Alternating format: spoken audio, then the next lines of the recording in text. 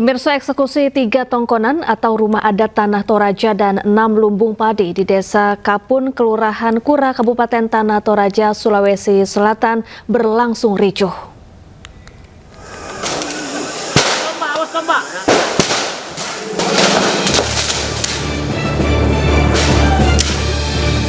Polisi dan warga terlibat saling serang sehingga mengakibatkan belasan orang termasuk polisi mengalami luka-luka. Kericuhan terjadi saat ratusan personel polisi dari Polres Tanah Toraja, Brimob, TNI, dan Satpol PP hendak mengeksekusi lahan sengketa yang telah berlangsung sejak 1982.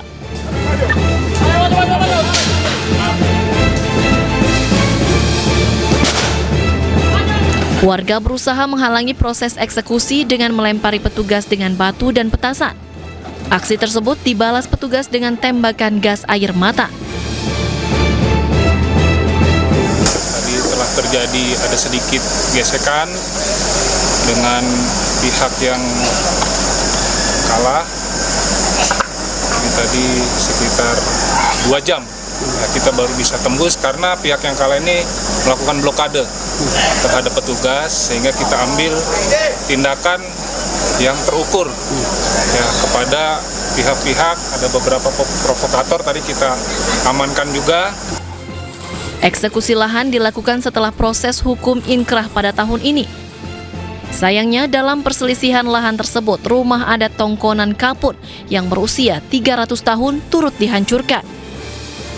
Bentrokan baru mereda 2 jam kemudian setelah pihak keamanan mengerahkan kekuatan penuh dan membuka blokade jalan dengan menggunakan alat berat. Proses eksekusi kemudian berlanjut dengan pengawalan ketat.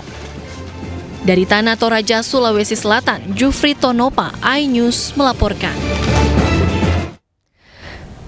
Menolak eksekusi tanah sengketa, ratusan warga Halifehan dan Tulamalae, Kecamatan Kota Atambua, Kabupaten Belu, Nusa Tenggara Timur ricuh dengan aparat. Warga yang tidak rela tempat tinggalnya digusur menyerang aparat secara membabi buta menggunakan bom molotov. Akibatnya 2 aparat terluka.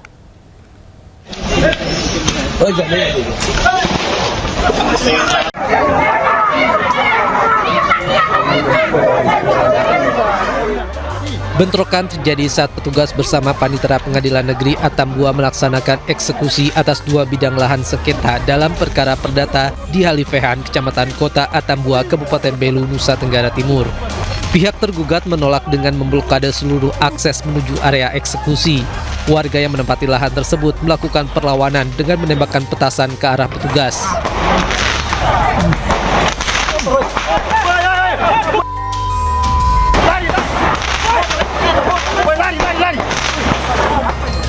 Warga juga menyerang aparat dengan batu dan bom molotov, mengakibatkan 2 anggota Polres Belu serta seorang Panitera Pengadilan Negeri Atambua mengalami luka serius di wajah. Tidak hanya itu, warga juga membakar ban di sejumlah titik. Eksekusi memang terjadi penolakan dari pihak termohon eksekusi. Saat tersebut terjadi massa melakukan lemparan batu, kemudian ada yang menembakkan kembang api, yang diduga juga ada yang melemparkan bom molotov ke arah petugas. Kuasa hukum pihak tergugat menilai proses eksekusi tidak dapat dilaksanakan karena diduga terdapat perbedaan luas antara objek dalam putusan dan objek yang akan dieksekusi. Mereka meminta pengadilan menolak kontatering atau pengukuran ulang sebelum eksekusi dilanjutkan. Sementara itu, pihak pemohon menegaskan penundaan eksekusi bukan karena persoalan kontatering, namun karena Panitera mengalami luka serius saat bentrokan. Proses eksekusi 2 lahan sengketa di Kabupaten Belu resmi ditunda hingga Januari 2026. Dari Kabupaten Belu, Nusa Tenggara Timur, Stefanus Dilepayong, iNews melaporkan.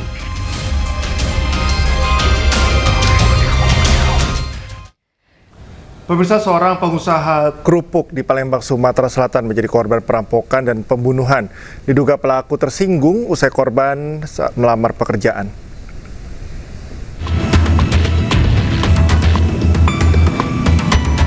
Satu minggu pengejaran tim gabungan Jatanras Polda Sumatera Selatan dan Satreskrim Polrestabes Palembang meringkus, membunuh dan perampok seorang pengusaha kerupuk di Palembang. Pelaku adalah S, warga Kecamatan Pelaju, Palembang. polisi meringkus pelaku di tempat persembunyiannya di Kota Bandung, Jawa Barat. Di tangan pelaku, polisi sita barang bukti senjata tajam, pakaian korban, linggis dan ponsel korban. Dari pemeriksaan, pelaku mengaku tersinggung dengan perkataan korban yang mengusirnya saat hendak mencari pekerjaan. Emosi pelaku pun bergejolak. Seketika dirinya yang terbiasa mempersenjatai diri dengan senjata tajam menganiaya leher korban dengan golok hingga korban tewas di tempat. Selain itu, pelaku mengambil uang korban senilai 2,5 juta rupiah dan 2 unit ponsel. Usai kejadian, pelaku kabur ke Bandung. Ternyata benar yang bersangkutan saudara Dian Satria adalah pelaku tindak pidana pembunuhan dan pencurian dan kekerasan yang mengakibatkan korbannya meninggal dunia yang terjadi di Jalan Pengadilan 15 Ilir. Pelaku merupakan residivis kasus pencurian. Akibat ulahnya, pelaku terancam kurungan 20 tahun penjara. Dari Palembang, Sumatera Selatan, Muhammad David melaporkan. Pemirsa, seorang WNA Cina ditangkap saat hendak selundupkan serbuk nikel di Bandara Iwip, Maluku Utara. Tersangka kedapatan membawa 5 paket serbuk nikel campuran dan 4 pak serbuk nikel murni.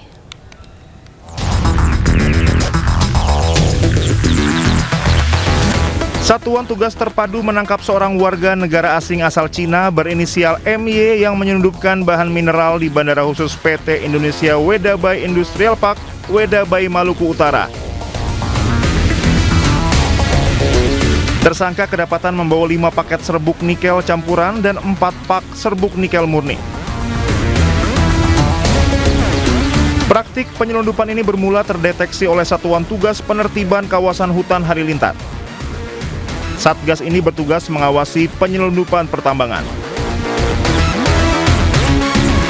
Tersangka kini sedang dilakukan pemeriksaan secara intensif. Kemudian untuk bahan mineral nikel yang akan diselundupkan juga akan diteliti.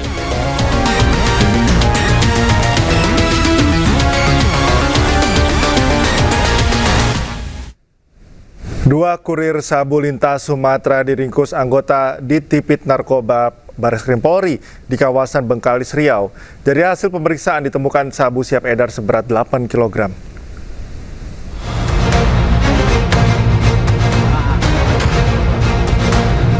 Anggota Subdit 4 Ditipit Narkoba Bareskrim Polri kembali mengamankan 2 orang kurir narkoba jenis sabu di jalur lintas Sumatera, Bengkalis, Riau. Sebelum ditangkap, kedua kurir yang diketahui berinisial M dan A ini telah diikuti petugas sejak masih berada di tol Palangkaraya, Dumai. Saat ditangkap, petugas yang melakukan penggeledahan pada mobil yang dibawa para pelaku menemukan sabu seberat 8 kg yang disimpan dalam kotak peralatan kerja. Dua pelaku berinisial M dan A berhasil diamankan. Dari bagasi mobil, petugas menemukan 8 bungkus kemasan teh Cina biru bergambar harimau yang berisi sabu seberat kurang lebih 8 kg yang disembunyikan dalam kotak toolkit. Guna penyelidikan dan pengembangan lebih lanjut, kedua pelaku beserta seluruh barang bukti dibawa ke Gedung Bareskrim Polri Jakarta.